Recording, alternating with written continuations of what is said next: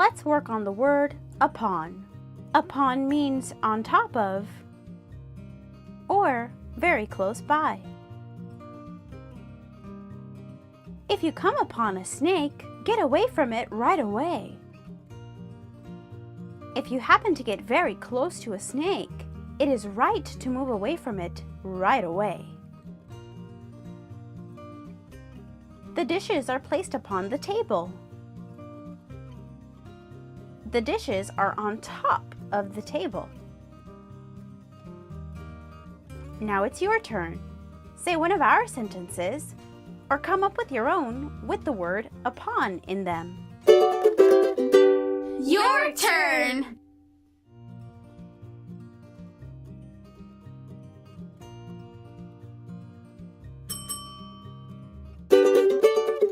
Wordplay? Upon. Upon has two syllables in it, up and on. The first syllable up is formed by U, followed by the letter P. Up.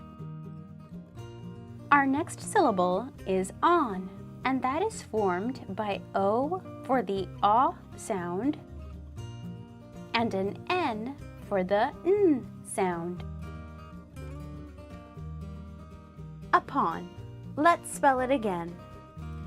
Up is formed by U,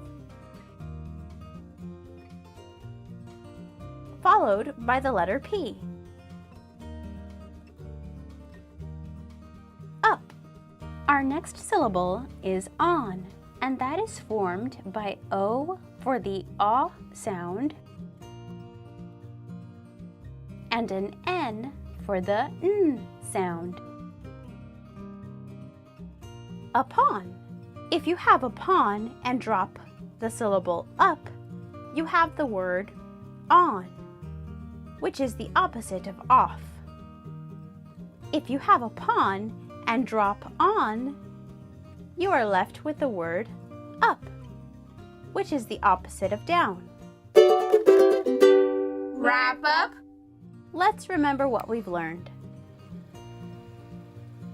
Upon is spelled U-P-O-N.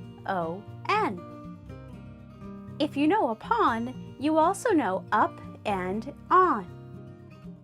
Upon means on top of or very close by.